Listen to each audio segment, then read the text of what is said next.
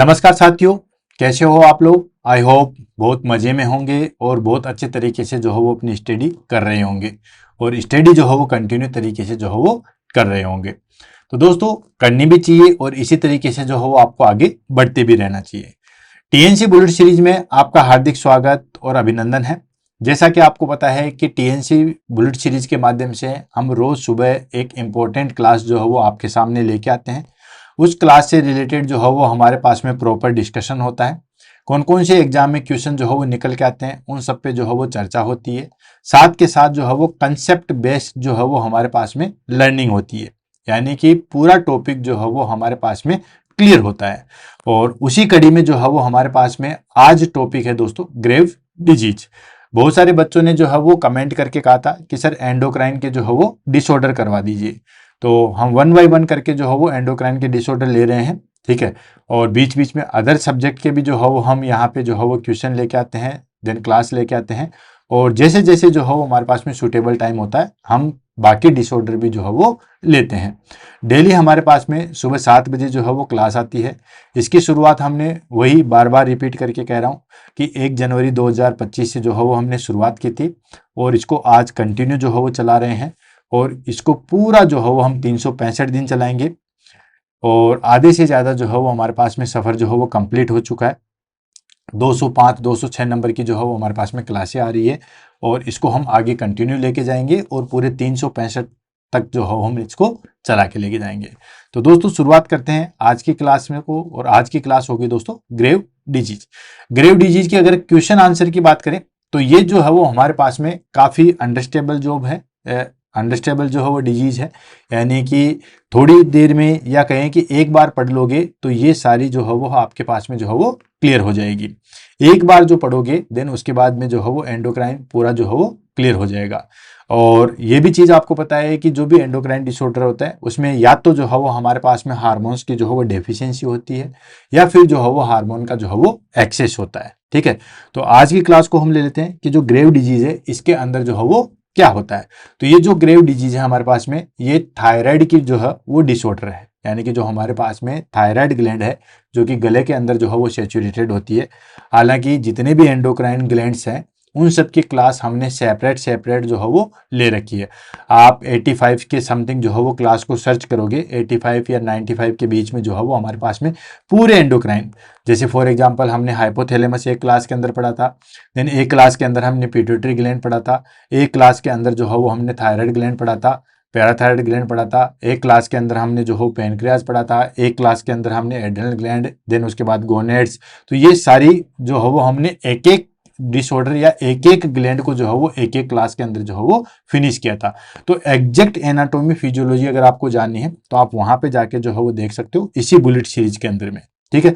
आज की क्लास करेंगे हम सिर्फ और सिर्फ जो है वो हमारे पास में ग्रेव डिजीज की।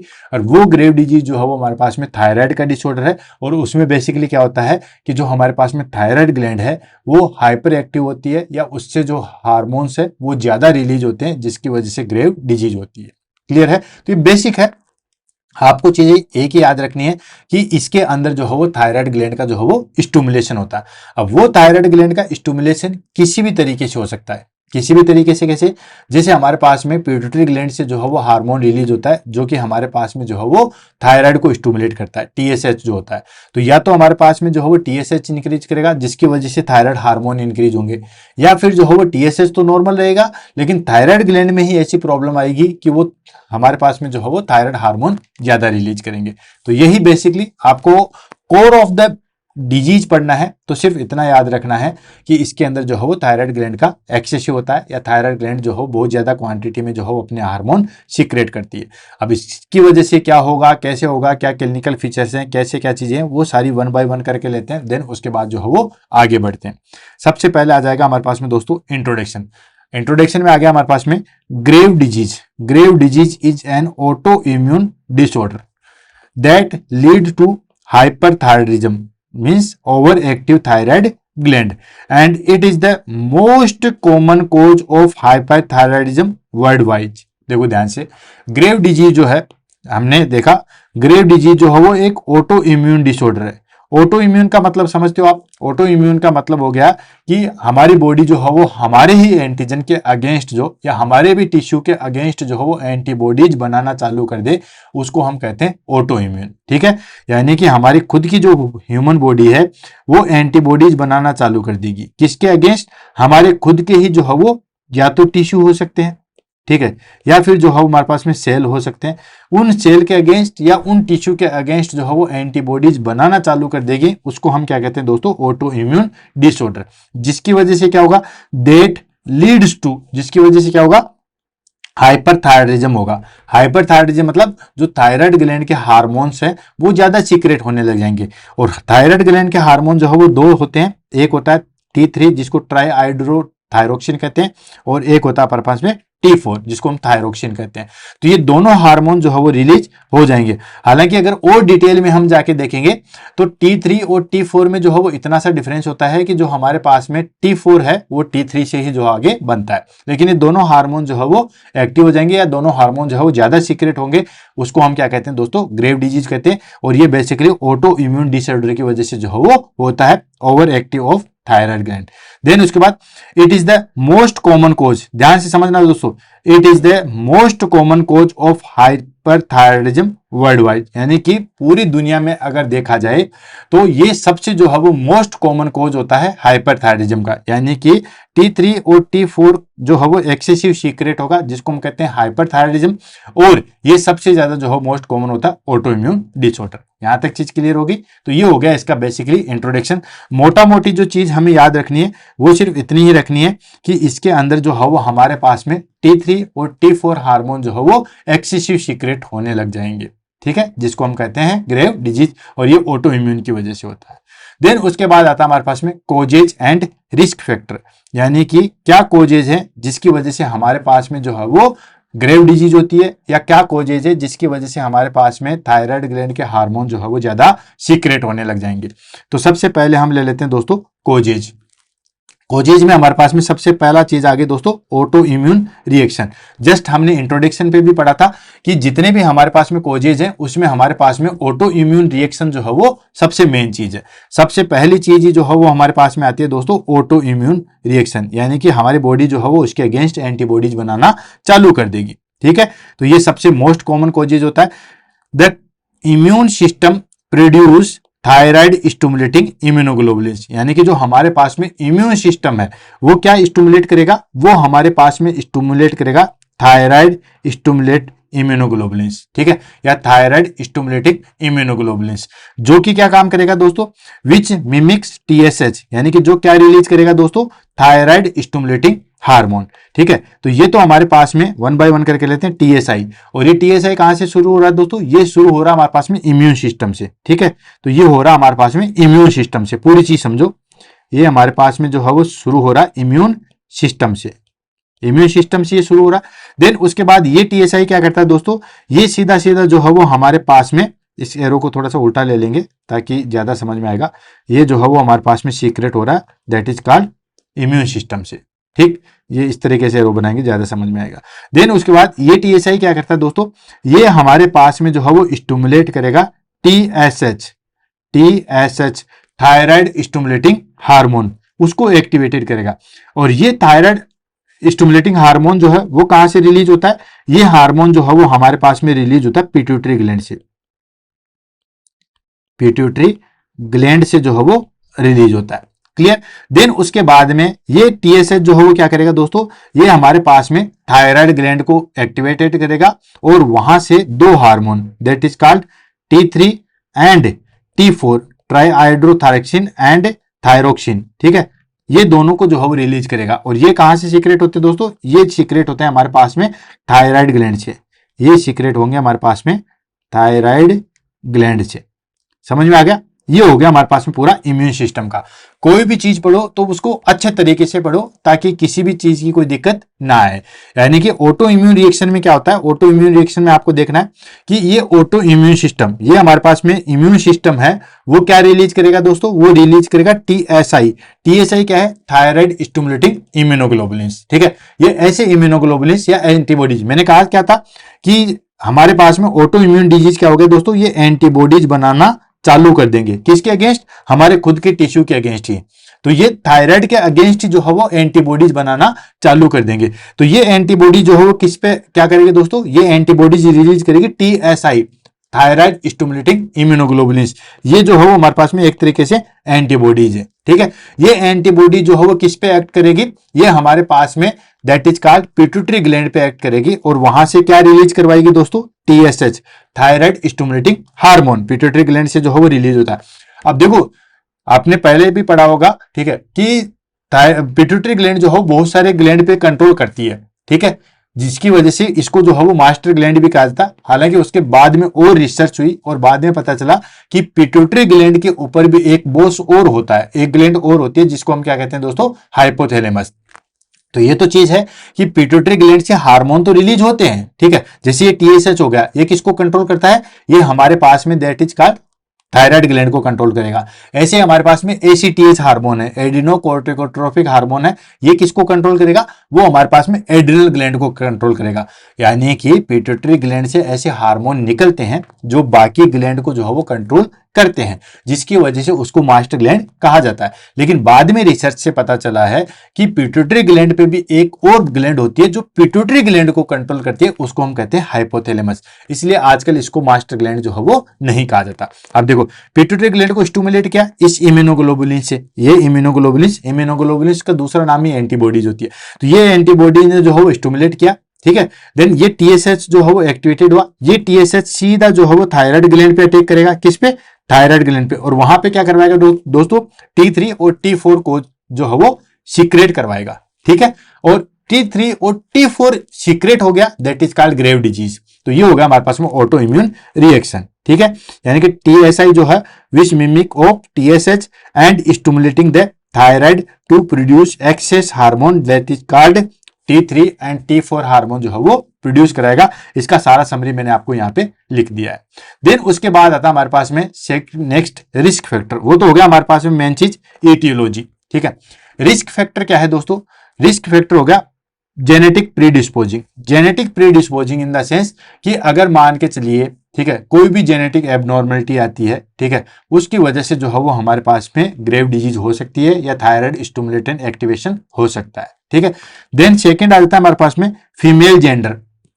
ये पहली डिजीज है, यानी कि बहुत कम ऐसी डिजीज होती है जो कि फीमेल्स में ज्यादा देखने को मिलती है, वरना जहां कहीं पे भी आप पढ़ोगे ये मेल में ज्यादा प्रेजेंट होती है, ये मेल में ज्यादा प्रेजेंट होती है, ये मेल में ज्यादा प्रेजेंट होती है। हर कोई डिजीज मेल में ज्यादा प्रेजेंट होती है, लेकिन दोस्तों इसमें रिस्क फैक्टर आ गया हमारे पास में फीमेल में। जो हमारे पास में ग्रेव डिजीज है, ठीक है, वो हमारे पास में फीमेल में जो है वो ज्यादा प्रेजेंट होती है और 5 से 10% जो है वो ज्यादा प्रेजेंट होती है। यानी कि मेन के कंपैरिजन में 5 to 10 टाइम्स मोर जो है वो वुमन में प्रेजेंट होती है, that is called grave disease. तो ये भी ध्यान रखना कि फीमेल में जो है वो हमारे पास में कितने टाइम्स? 5 to 10 टाइम्स जो है वो ज्यादा इसकी जो है वो प्रेजेंसी होती है। नेक्स्ट आ गया हमारे पास में family history of auto immune disease, ठीक है। अगर फैमिली में किसी को किसी भी प्रकार की कोई ऑटो इम्यून डिजीज है, मम्मी को, पापा को, चाचा को, ताऊ को या किसी को भी, फैमिली में किसी को भी जो है वो ऑटो इम्यून डिजीज है, तो उसमें भी जो है वो हमारे पास में दोस्तों ग्रेव डिजीज जो है वो देखने को मिलेगी। नेक्स्ट स्ट्रेस, जो ज्यादा स्ट्रेस लेता है उसमें भी हमारे पास में चांसेस बन जाते हैं उसको जो है वो ग्रेव डिजीज होने के। नेक्स्ट स्मोकिंग, जो क्लाइंट स्मोकिंग करता है उसमें क्या होता है दोस्तों? ग्रेव डिजीज के चांसेस तो बढ़ते ही बढ़ते हैं, खास तौर से ऑप्थेल्मोपैथी यानी कि आंखों की जो है वो डिजीज भी बढ़ेगी, ठीक। और हालांकि ग्रेव डिजीज में ऑप्थेल्मो जो है वो हमारे पास में काफी ज्यादा इफेक्टेड होता है, अभी हम आगे देखेंगे। उसमें हमारे पास में ड्राइनेस एंड विजन लॉस, वो सारी चीजें होगी, वो अभी हमारे पास में आगे आ जाएगी। Next pregnancy condition and postpartum period. देखो, प्रेगनेंसी कंडीशन में और पोस्टपार्टम पीरियड में जो है वो थायराइड ग्लैंड जो है वो बड़ी डिस्टर्ब होती है। तभी तो आपने देखा होगा कि किसी को जो है वो आपके थायराइड की अगर प्रॉब्लम है तो उसमें प्रेगनेंसी और पोस्टपार्टम में बहुत सारी कॉम्प्लिकेशन आती है। जो भी लेडीज को थायराइड प्रॉब्लम है उसमें प्रेगनेंसी और पोस्टपार्टम जो है बड़ी कॉम्प्लिकेटेड स्टेज में आता है। क्यों? क्योंकि उसमें हार्मोनल जो है वो और ज्यादा इंबैलेंस होता है, ठीक है। तो प्रेगनेंसी और पोस्टपार्टम हमारे पास में रिस्क फैक्टर आ जाते हैं किसके? That is called grave disease के। नेक्स्ट आता है वायरल इन्फेक्शन। किसी क्लाइंट को अगर वायरल इन्फेक्शन हुआ है तो भी हमारे पास में चांसेस बढ़ जाते हैं, रिस्क चांसेस जो है वो ग्रेव डिजीज के बढ़ जाते हैं। तो ये हमारे पास में जो है वो रिस्क फैक्टर है। नेक्स्ट आ जाता है हमारे पास में पैथोफिजियोलॉजी। पैथोफिजियोलॉजी जो हमारे पास में बिल्कुल सिंपल है, ऑलरेडी हमने जो है डिस्कस कर लिया है। पैथोफिजियोलॉजी में क्या होगा कि सिंपल जो हमने थोड़ी देर पहले बताया था कि जो टीएसआई है, थायराइड स्टिमुलेटिंग इम्यूनोग्लोबुलिन्स, यानी कि पहली चीज मैंने आपको बताया था कि ये ऑटो इम्यून डिजीज है, ठीक है, ऑटो इम्यून डिजीज है। तो इम्यून सिस्टम जो है वो हमारे पास में, इम्यून सिस्टम जो है, ऑटो इम्यून डिजीज है, इम्यून सिस्टम जो है वो क्या प्रोड्यूस करता है दोस्तों, आप सिस्टमिक लेते हैं, वो प्रोड्यूस करेगा हमारे पास में, that is called TSI. TSI क्या है दोस्तों, एक तरीके से एंटीबॉडीज है, ठीक। ये टीएसआई जो है वो हमारे पास में फिर वो टीएसएच को स्टिमुलेट करेगी, फिर ये टीएसएच जो है वो हमारे पास में T3 एंड T4 को जो है वो स्टिमुलेट करेंगे, जो कि ऑलरेडी हमारे पास में एक्सप्लेनेशन हो चुका है। तो टीएसआई थायराइड स्टिमुलेटिंग, ठीक है, इम्यूनोग्लोबुलिन्स बाइंड टू, ये किससे बाइंड होता है दोस्तों, टीएसएच से, thyroid stimulating hormone receptor of the thyroid gland, ठीक है, जिसकी वजह से क्या होगा, continuous stimulation of thyroid gland, जिसकी वजह से टीएसएच से बाइंड होगी, टीएसएच सेल से जो है वो उनको स्टिमुलेट करेगा, continuous stimulation of thyroid gland, then leads to over production of T3 जिसको हम बोलते हैं ट्राईहाइड्रोथायरोक्सिन एंड T4 जिसको हम बोलते हैं थायरोक्सिन, ठीक है।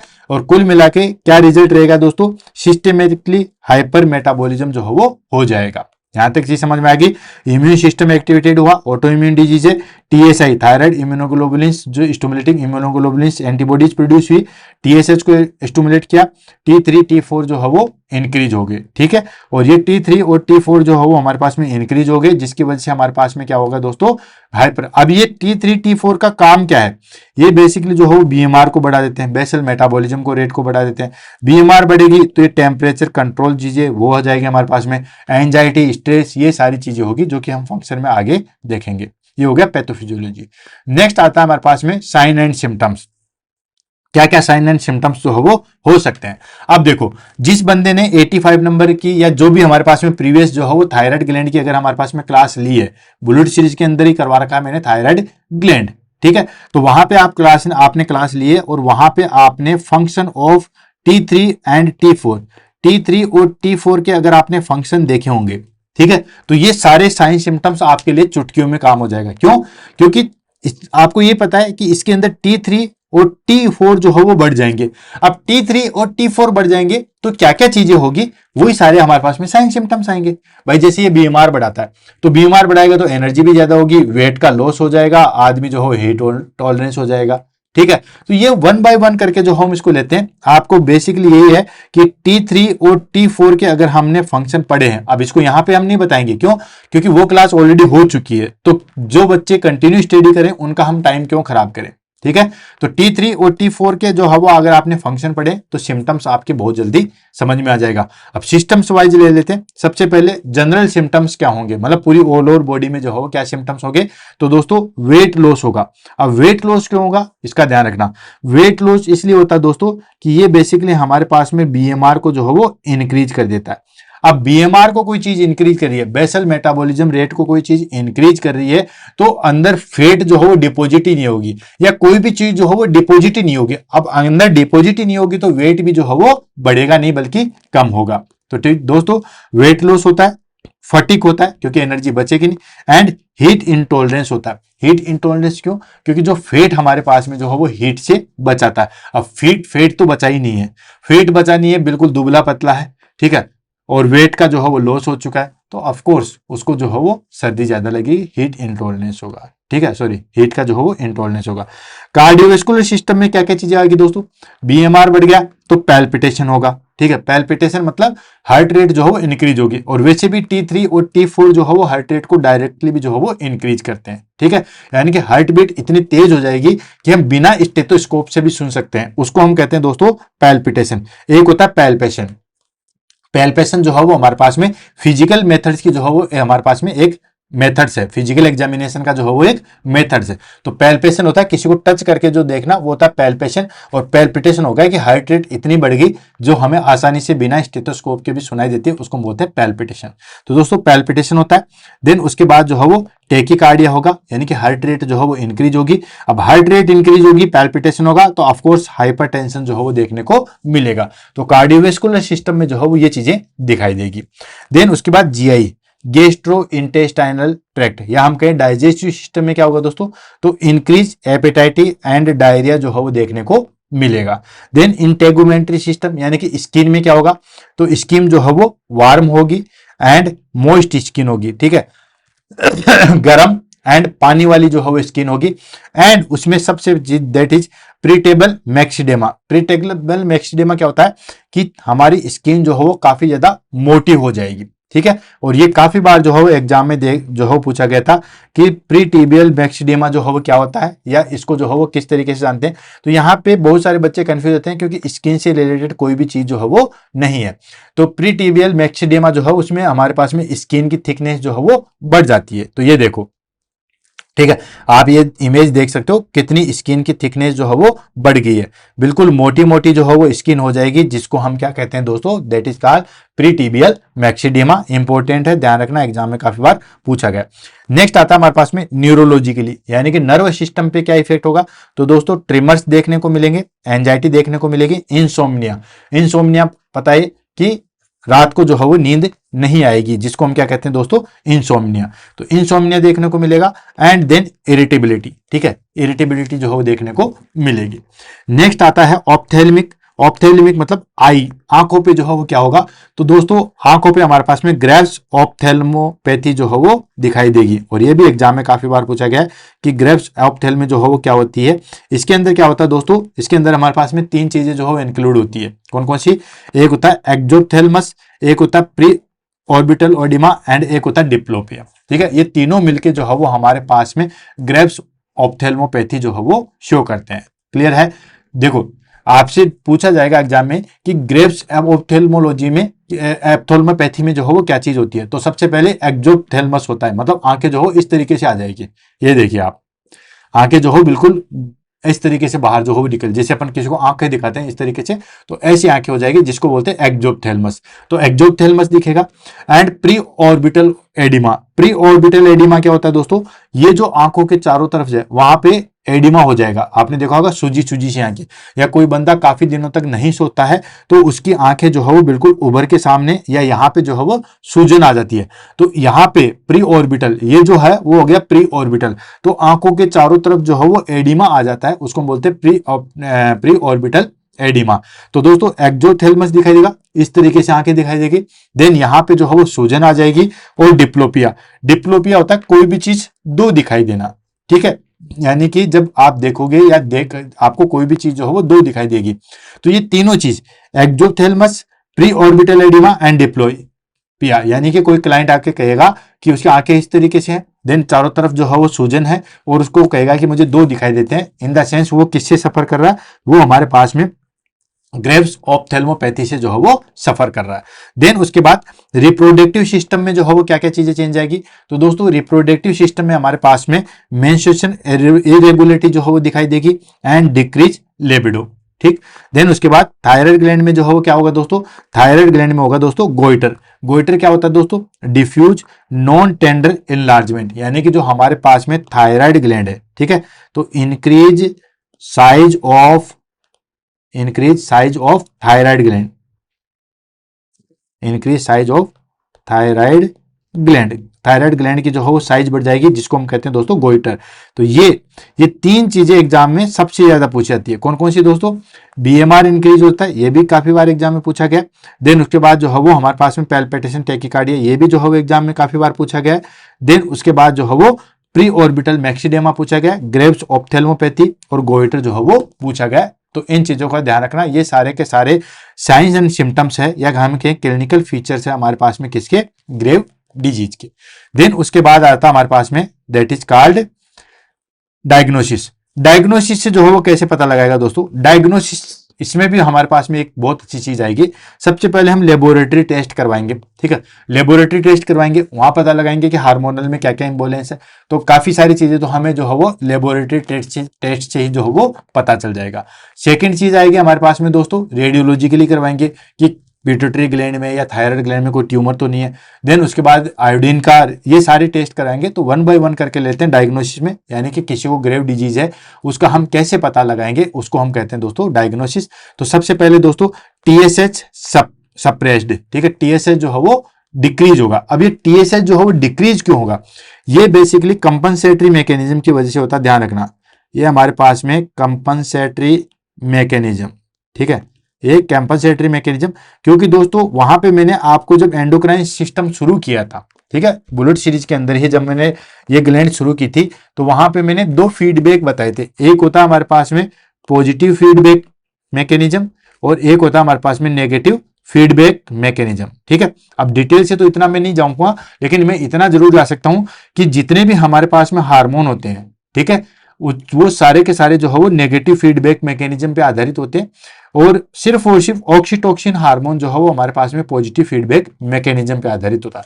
अब पॉजिटिव फीडबैक मैकेनिज्म क्या होता है, पॉजिटिव फीडबैक मैकेनिज्म होता है जैसे हार्मोन से रिलीज हुआ, देन हमारे ऑर्गन ने कहा कि हाँ हार्मोन आ रहा है और भेजो, तो फिर वो और भेजेगा। फिर वो कहेंगे कि हाँ बहुत ज्यादा आ रहा है, देन और भेजो, तो फिर वो और भेजेगा। तो ये होता है पॉजिटिव फीडबैक मैकेनिज्म। तो दोस्तों ऑक्सीटोसिन में यूट्राइन कॉन्ट्रैक्शन हुआ, कहेंगे हाँ यूट्राइन कॉन्ट्रैक्शन हो रहा और ऑक्सीटोसिन भेजो, फिर वो और ऑक्सीटोसिन भेजेगी पिट्यूटरी जो ग्लैंड है। फिर वो और कॉन्ट्रैक्शन हुआ, फिर कहेंगे हाँ और भेजो, अच्छा कॉन्ट्रैक्शन हो रहा है, देन वो और भेजेगी। तो ये हो गया positive feedback mechanism. Negative feedback mechanism क्या होता है दोस्तों, जैसे हमारे पास में थायराइड ग्लैंड है, ठीक है, थायराइड ग्लैंड में हमारी बॉडी में T3 T4 मान लो कम हो गया, सपोज करो T3 T4 इससे रिलेटेड नहीं है, मैं वैसे समझा रहा हूं। तो T3 T4 कम हो गया, तो वो क्या कहेगा कि यार बॉडी के अंदर T3 T4 कम हो गया, तो पिट्यूटरी ग्लैंड पे जाके कहेगा कि T3 T4 कम हो गया, तो वो पिट्यूटरी ग्लैंड जो है वो TSH का रिलीज करेगी, थायराइड स्टिमुलेटिंग हार्मोन का रिलीज करेगी, ठीक है। अब थायराइड स्टिमुलेटिंग हार्मोन होगा, वो थायराइड ग्लैंड पे आके कहेगा और वो उनकी कोशिकाओं को जो है वो स्टिमुलेट करेगा, जगाएगा कि आप T3 T4 जो है वो प्रोड्यूस करो। देन उसके बाद हमारी बॉडी में T3 T4 जो है वो या तो नॉर्मल हो जाएगा या ज्यादा हो जाएगा, तो वो क्या कहेगा कि यार बहुत ज्यादा हो गया, अब तू रोक दे, तो फिर वो जो है टीएसएच को रोक देगी। ये हो गया नेगेटिव फीडबैक मैकेनिज्म, ठीक है। अगर ऑक्सीटोसिन की तरह होता तो वो और ज्यादा सीक्रेट करता। तो बाकी जितने भी होते हैं वो नेगेटिव फीडबैक मैकेनिज्म पे होते हैं। तो दोस्तों जब हमारी बॉडी के अंदर, ठीक है, हमारी बॉडी के अंदर T3 T4 ज्यादा होगा, तो वो सीधा कहेगा कि नहीं T3 T4 जो है बहुत है, आप टीएसएच मत भेजो। तो उसकी वजह से हमारे पास में टीएसएच जो है वो सप्रेस्ड होगा, समझ में आ गया। देन उसके बाद फ्री T3 T4 जो हो वो इंक्रीज मिलेगा, बिल्कुल मिलेगा। और TSI थायराइड स्टिमुलेटिंग इम्यूनोग्लोबुलिन वो ज्यादा मिलेगी, और ये तो मिलेगी क्योंकि दोस्तों जो ग्रेव डिजीज है वो हमारे पास में ऑटो इम्यून डिसऑर्डर पे आधारित होता है, जिसमें TSI जो है वो इंक्रीज मिलता है। एंड एंटी TPO होता है थायराइड प्रोग्रेसिव एंटीबॉडीज, ठीक है, थायराइड प्रोऑक्सीडेज एंटीबॉडी जो है वो हमारे पास में इंक्रीज मिलेगी, वो और ज्यादा स्टिमुलेट जो है वो करती है, ठीक है। तो ये चीजें जो है वो हमें डायग्नोस्टिक टेस्ट में जो है वो देखने को मिलेगी। देन उसके बाद हम देखेंगे दोस्तों इमेजिंग मतलब जैसे सीटी स्कैन, MRI, रेडियोलॉजी हो गए इमेजिंग। तो उसमें सबसे पहले हम क्या देखते हैं दोस्तों, दैट इज कॉल्ड RAIU, यानी कि रेडियो एक्टिव आयोडीन अपटेक देखेंगे, ठीक है। रेडियो एक्टिव आयोडीन अपटेक में हम क्या करते हैं दोस्तों, जो रेडियो एक्टिव आयोडीन होती है, ठीक है, रेडियो एक्टिव जो आयोडीन है उसको जो है वो हम जो हो इंसर्ट करते हैं। देन उसका अपटेक देखते हैं कि वो कितनी जो है वो हमारे पास में एब्जॉर्ब हो रही है, ठीक है। देन उसके बाद डिफ्यूज इंक्रीज अपटेक, ठीक है। अगर हमारे पास में इंक्रीज अपटेक है आयोडीन का, इन द सेंस वहां पे गाइटर जो है वो स्टिमुलेशन है, ग्रेव डिजीज है। नेक्स्ट आ जाएगा हमारे पास में थायराइड अल्ट्रासाउंड करवाएंगे। वहां पे हम देखेंगे कि वहां पे किसी तरीके का कोई नोड्यूल्स तो नहीं है, ठीक है, नोड्यूल्स या कोई ट्यूमर तो नहीं है जिसकी वजह से थायराइड ग्लैंड और ज्यादा एक्टिव हो रही है। देन उसके बाद ऑर्बिटल सीटी और एमआरआई करवाएंगे। ये ऑर्बिटल सीटी और एमआरआई कराएंगे इन ग्रेव्स ऑप्थेल्मोपैथी। जब हमारे पास में ऑब्जेक्थेल्मो हो जाएगा या जो है वो हमारे पास में प्री ऑर्बिटल एडिमा हो जाएगा, तो हम वहां की जो है वो सीटी स्कैन या एमआरआई कराएंगे और देखेंगे कि किसी तरीके की कोई प्रॉब्लम तो जो है वो नहीं है। क्लियर। नेक्स्ट आता है हमारे पास में ट्रीटमेंट किस तरीके से करेंगे। तो दोस्तों जो भी हमारे पास में जो भी एंडोक्राइन डिसऑर्डर है वहां पे एक ही ट्रीटमेंट चलता है, दैट इज कॉल्ड HRT, ठीक है, हार्मोनल रिप्लेसमेंट थेरेपी। अगर कोई भी चीज है डेफिशिएंसी हो रही है तो वो हार्मोन दे दो, या किसी चीज का एक्सेस हो रही है तो उसके अगेंस्ट वाली जो है वो टेबलेट दे दो, यही होता है। और यहाँ पे ग्रेव डिजीज है, यहाँ पे जो है वो हमारे पास में क्या है दोस्तों, थायराइड हार्मोन स्टिमुलेशन है, तो उसके जस्ट अपोजिट वाली चीज दे दो, जिसको हम कहते हैं दोस्तों HRT से करते हैं। ठीक है, तो दोस्तों देखते हैं ड्रग्स कौन सी होगी और उसका नोट क्या है। तो दोस्तों मिथिमेजोल जो है वो ड्रग्स आती है, ये फर्स्ट लाइन ड्रग्स होती है और मोस्ट केसेज में जो है वो दी जाती है, यानी कि फर्स्ट जो है वो इसी को देते हैं और ये सबसे मोस्ट जो है वो दी जाती है। देन उसके बाद आते हैं हमारे पास में प्रोपाइल थाई यूरेसिल, ये भी बहुत काम में आती है, PTU प्रोपाइल थाई यूरेसिल, ये जो है वो हमारे पास में प्रेफर्ड होती है प्रेगनेंसी कंडीशन में भी। क्यों? क्योंकि प्लेसेंटा को जो है वो क्रॉस नहीं कर जाती है और थायराइड स्ट्रोम में भी जो है वो देते हैं। तो ये भी हमारे पास में काफी इंपॉर्टेंट ड्रग्स है, दोनों ड्रग्स जो है वो ध्यान रखना। पहली चीज है हमारे पास में मिथिमेजोल और सेकंड है हमारे पास में प्रोपाइल थाई यूरेसोल, ये सबसे ज्यादा यूज में होने वाली है। ठीक है, सबसे ज्यादा यूज में होती है और सेफ भी है। क्यों है सेफ? क्योंकि प्रेगनेंसी कंडीशन में भी हम जो है वो दे सकते हैं, इससे बच्चों पे कोई इफेक्ट नहीं आता है। नेक्स्ट आ गया हमारे पास में, that is called radio active iodine therapy. ठीक है, रेडियो एक्टिव आयोडीन थेरेपी में हम क्या देते हैं दोस्तों, ऐसी जो है वो आयोडीन जो है वो प्रोड्यूस करते हैं जिसकी वजह से जो ओवर एक्टिव थायराइड ग्लैंड है उसकी सेल्स को डिस्ट्रॉय कर देते हैं। यानी कि कुल मिला के जिस तरीके से हम आत्मघाती हमला नहीं बोलते, आत्मघाती हमला इन द सेंस कि कई बार किसी चीज को उड़ाने के लिए क्या करते हैं दोस्तों, खुद पर्सन अपने बम लगा लेता है, देन वहां पे जाके रुकेगा, देन वहां पे ब्लास्ट कर देगा। ठीक, ऐसे ही क्या होता है कि दोस्तों जो हमारे पास में रेडियो एक्टिव आयोडीन है, क्या करती है दोस्तों, रेडियो एक्टिव आयोडीन है। ठीक है, ये रेडियो एक्टिव आयोडीन जो है वो जो भी हमारे पास में थायराइड ग्लैंड की जो सेल्स है, ओवर स्टिमुलेशन सेल्स है, ठीक है, यानी कि ये क्या करती है दोस्तों, डिस्ट्रॉयड कर देती है, डिस्ट्रॉयड कर देती है किसको, ओवर स्टिमुलेटिंग थायराइड से, जो भी थायराइड ग्लैंड की जो है वो ओवर स्टिमुलेटिंग है, जिसकी वजह से T3 T4 जो है वो ज्यादा बढ़ रहा है। ठीक है, उसको डिस्ट्रॉय कर देंगे, यानी कि destroy over active thyroid tissue जो ओवर एक्टिव है उसको डिस्ट्रॉय कर देंगे। देन उसके बाद Contra indicated in pregnancy and breast feeding. ठीक है, ये बेसिकली जो है वो प्रेगनेंसी और ब्रेस्ट फीडिंग में जो है वो कॉन्ट्रा इंडिकेटेड होते हैं। Contra indicated in the sense कि हम जो है वो रेडियो एक्टिव आयोडीन थेरेपी जो है वो प्रेगनेंसी कंडीशन में, या जो लेडीज अपने बच्चे को दूध पिला रही है ब्रेस्ट फीडिंग की कंडीशन में जो है वो नहीं कर सकते इसका उपयोग। ठीक है, इसमें बेसिकली क्या होता है, रेडियो एक्टिव जो है वो आयोडीन दी जाती है। ठीक है, जिसकी वजह से क्या होगा कि जो थायराइड ग्लैंड की जो स्टिमुलेशन सेल्स है, जो ज्यादा उछल कूद कर रही है, ज्यादा T3 T4 हार्मोन रिलीज करिए, उसको डिस्ट्रॉय कर देगी। देन उसके बाद क्या होगा, T3 हार्मोन डिक्रीज हो जाएगा, मतलब ज्यादा नहीं होगा और नॉर्मल रेंज में आ जाएगा। देन उसके बाद आ गया next, that is called beta blockers. ठीक है, बीटा ब्लॉकर्स भी जो है उसमें काफी ज्यादा हेल्प करते हैं। जो हमारे पास में टेकिकार्डिया हुआ, देन पैल्पिटेशन हुआ, जो हाइपरटेंशन हुआ, उसमें हम बीटा ब्लॉकर्स देते हैं। ठीक है, ये बीटा ब्लॉकर्स कौन से होते हैं, जैसे प्रेपेनोलोल है या एटिनोनोल है, ये क्या करते हैं दोस्तों, हमारे पास में जो सिंपैथेटिक स्टिमुलेशन है उसको रोकते हैं। ठीक है, अब सिंपैथेटिक स्टिमुलेशन में से क्या होता है, सिंपैथेटिक स्टिमुलेशन आपको पता है ऑटोनोमस नर्वस सिस्टम जो होता है। ठीक है, ये दो तरीके का होता है, एक होता है हमारे पास में सिंपैथेटिक और एक होता है हमारे पास में पैरा सिंपैथेटिक। एक होता है सिंपैथेटिक और दूसरा होता है हमारे पास में पैरा सिंपैथेटिक। तो जो हमारे पास में सिंपैथेटिक है वो बेसिकली क्या करता है, हार्ट के रूप में, बाकी और सिस्टम को नहीं ले रहे, ये हार्ट रेट को इंक्रीज करता है। ठीक है, देन कार्डियक आउटपुट को बढ़ाता है। ठीक है, वेजो कंस्ट्रक्शन करवाता है और फाइनली जो है वो बीपी बढ़ाता है, यानी कि हाइपरटेंशन की कंडीशन जो है वो अराइज होती है। तो ये क्या करता है दोस्तों, जो सिंपैथेटिक रिलीफ है उसको रिलीज करेगा, उसको रिलीव करेगा, जिसकी वजह से क्या होगा दोस्तों, पैल्पिटेशन या ट्रेमर्स जो है वो डिक्रीज हो जाएंगे। तो ये हो गया हमारे पास में बीटा ब्लॉकर्स। नेक्स्ट आ जाता है हमारे पास में दैट इज कॉल्ड सर्जरी। अगर ये सारी चीजें हमने कर ली, ठीक है, यानी कि रेडियो एक्टिव थायराइड थेरेपी भी हमने दे दी, देन उसके बाद हमने मेडिसिन भी दे दी, देन उसके बाद जो है वो हमने क्या किया दोस्तों, जो भी स्टिमुलेटिंग सेल्स है उसको भी डिस्ट्रॉय कर दिया, लेकिन उसके बावजूद भी जो है वो हमारे पास में T3 T4 का जो है वो लेवल डिक्रीज नहीं हुआ, तो उसके बाद हम क्या करेंगे दोस्तों, थायराइडोटॉमी करेंगे। थायराइडोटॉमी में हम क्या करते हैं दोस्तों, रिमूवल ऑफ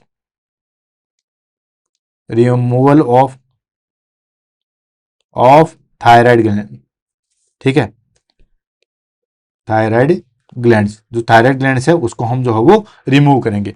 इसकी क्या इंडिकेशन है दोस्तों, इसकी इंडिकेशन है लार्ज गोइटर, यानी कि गला जो है वो पूरा भर जाता है, जिसको हम कहते हैं गोइटर। तो अगर गोइटर वाली कंडीशन है, कैंसर सस्पेक्टेड है, प्रेगनेंसी वाली कंडीशन है या फेलियर टू अदर ट्रीटमेंट, जो भी हमारे पास में ट्रीटमेंट थे जो पहले हमने देखे थे, अगर वो ट्रीटमेंट फेल हो चुके हैं या प्रेगनेंसी की कंडीशन में है या कैंसर सस्पेक्टेड है एंड लार्ज गोइटर है, तो उस कंडीशन में हम क्या करते हैं दोस्तों, दैट इज कॉल्ड थायरेक्टोमी करते हैं।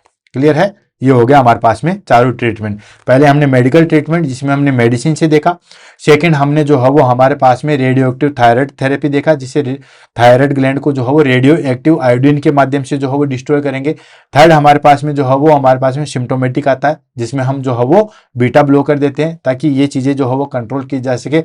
अगर ये सारी चीज़ें फेल हो जाती है तो उसके बाद हम सर्जरी करते हैं जिसको हम थायरेक्टोमी कहेंगे। क्लियर।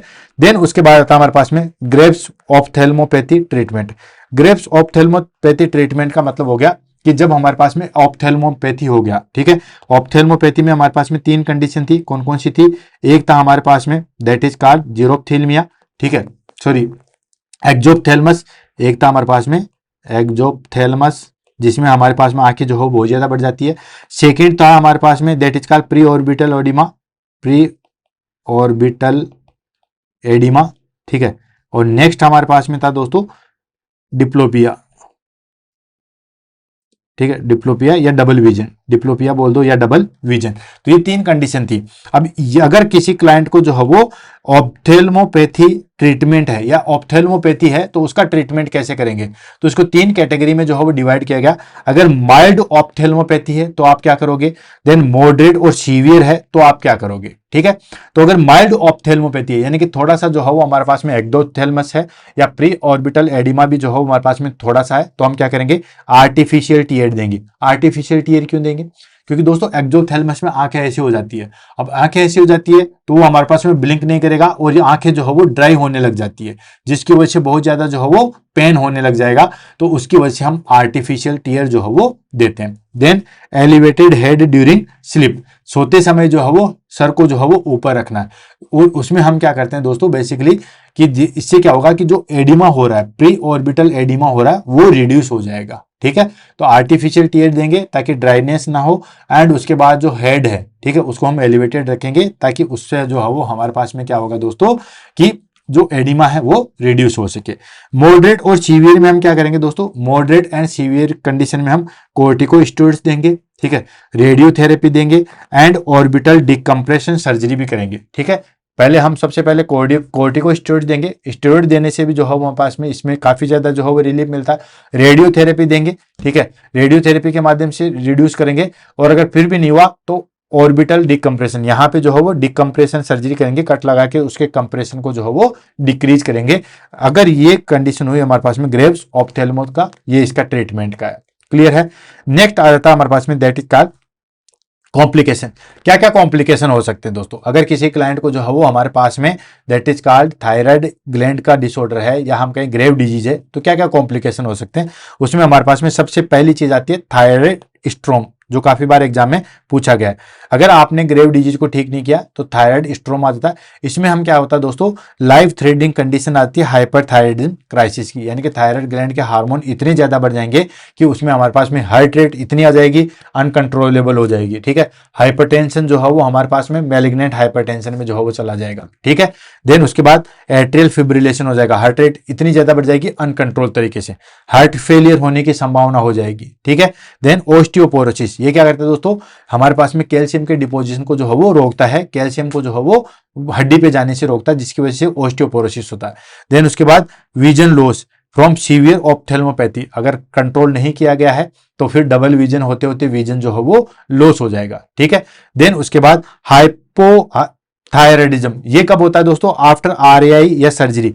कई बार क्या होता है सर्जरी के बाद में या फिर रेडियो एक्टिव जो है वो रेडियो एक्टिव आयोडीन थेरेपी में जो है वो हमारे पास में पूरी थायराइड ग्लैंड रिमूव कर देती है।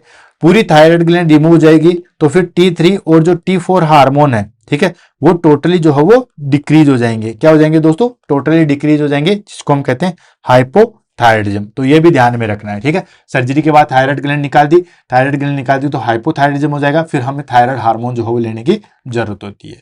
ये हो गया हमारे पास में बेसिक कॉम्प्लिकेशन ग्रेव डिजीज के। नेक्स्ट आ जाता है हमारे पास में, और उसको हम पढ़ेंगे नर्सिंग मैनेजमेंट के रूप में। नर्सिंग मैनेजमेंट आएगा, फिर हमारे पास में जो है वो समरी आएगी और इस टॉपिक को हम जो है वो फिनिश कर देंगे।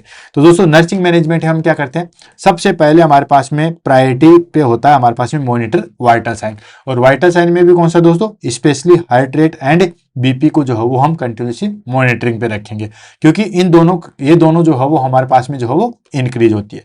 Next, educate about medication adherence, ठीक है, मेडिकेशन एडहेरेंस के बारे में या मेडिकेशन की इंपॉर्टेंस के बारे में जो है वो एजुकेट करेंगे कि ये मेडिकेशन जो है वो छोड़नी नहीं होती, और वैसे भी छोड़नी नहीं होती, कंटिन्यू जो है वो लेनी होती है। Next, assess for sign of hypothyroidism, ठीक है, हाइपोथायरिडिज्म के जो है वो साइन को असेस करेंगे। जो भी हम ट्रीटमेंट देंगे, मान लो रेडियो एक्टिव जो है वो आयोडीन थेरेपी दी है या सर्जरी दी है, तो सर्जरी की है, रेडियो एक्टिव आयोडीन थेरेपी दी है या मेडिकेशन दी है, तो उसकी वजह से कई बार क्लाइंट जो है वो हाइपोथायरिडिज्म में चला जाएगा। तो उसको हम असेस करेंगे कि क्लाइंट कहीं हाइपोथायरिडिज्म में तो नहीं जा रहा, हम ट्रीटमेंट कर रहे हैं हाइपरथायरिडिज्म का, लेकिन कई बार ज्यादा चीज देने की वजह से या ट्रीटमेंट करते करते जो है वो कम में भी जा सकता है। जैसे आपने डायबिटीज के कंडीशन में हम जो है वो ग्लूकोज लेवल को कंट्रोल करते हैं, तो कई बार हमारे पास में जो है वो डोज देने के बाद में जो है ग्लूकोज अल्टर्ड हो जाता है, या ग्लूकोज जो है वो हमारे पास में जो है वो चीजें चेंज होगी और क्लाइंट जो है वो हाइपरग्लाइसीमिया के बजाय हाइपोग्लाइसीमिया में चला जाता है।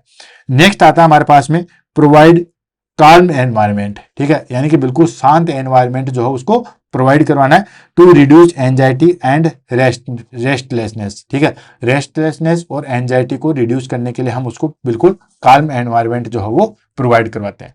Next, I care in Graves ऑप्थेल्मोपैथी, of course अगर किसी क्लाइंट को जो है वो हमारे पास में ग्रेव्स ऑप्थेल्मोपैथी है तो हम आई की केयर करेंगे, जिसमें हम जो है वो आर्टिफिशियल टीयर वगैरह जो है वो देंगे।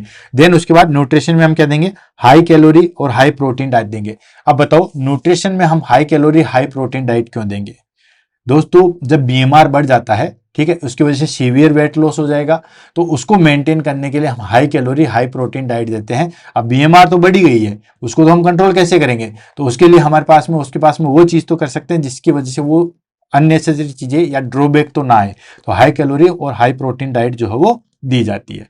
नेक्स्ट और लास्ट आ जाता है आज की क्लास का कि हमारे पास में ग्रेव डिजीज के जो है वो कौन कौन से फीचर्स होते हैं, ठीक है, ग्रेव डिजीज के कौन कौन से फीचर्स होते हैं, उसके निमोनिक्स, और उसमें हमारे पास में निमोनिक्स में आ गया ग्रेव्स। निमोनिक्स क्या हो गया दोस्तों, ग्रेव्स।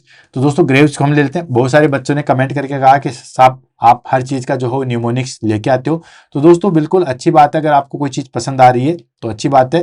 निमोनिक्स में हम इसी से चीज से जो है वो रिलेटेड लेके आते हैं। तो ये हो गया हमारे पास में graves. Graves G for goitre, यानी कि थायराइड ग्लैंड जो है वो बढ़ जाएगी, जिससे हमारे पास में इनलार्जमेंट हो जाएगा, जिसको हम कहते हैं गोइटर। आर से आ जाएगा रेस्टलेसनेस या फिर इंक्रीज हार्ट रेट, ठीक है, रेट जो है वो इंक्रीज हो जाएगी, ठीक है, रेस्टलेसनेस हो जाएगा और रेट जो है वो इंक्रीज हो जाएगी। ए से आ जाएगा हमारे पास में एपिटाइटी, यानी कि इंक्रीज वेट लॉस। देन उसका वी से आ जाएगा विजुअल प्रॉब्लम्स, आपको पता है एक्सोप्थेल्मस हो जाएगा, या हमारे पास में जो हम कह सकते हैं दैट इज कॉल्ड एक्सोप्थेल्मोपैथी जो है वो हो जाएगी। नेक्स्ट ई से आ जाएगा इमोशनल लाइबिलिटी, ठीक है, और ऐसे आ जाएगा हमारे पास में स्किन जो है वार्म रहेगी, मॉइस्ट रहेगी एंड स्वेटिंग जो है वो देखने को मिलेगा। तो दोस्तों इसी के साथ जो है वो आज की क्लास हमारे पास में जो है वो फिनिश होती है, ग्रेव डिजीज। आई होप आपको ये सारी कंसेप्ट बेस्ड जो क्लास है वो समझ में आई होगी। इसी तरीके से हम कंटिन्यू जो है वो क्लास लेते रहेंगे। और भी कोई टॉपिक जो आपको समझ में नहीं आता है तो आप कमेंट करके जो है वो बता सकते हैं, हम बहुत जल्दी जो है वो इस टॉपिक को यहाँ पे लेके आएंगे। हाँ, टॉपिक बताने से पहले आप एक बार जो है वो प्लेलिस्ट में जाके बुलेट सीरीज में एक बार देख लीजिए, कहीं वो टॉपिक हुआ तो नहीं है।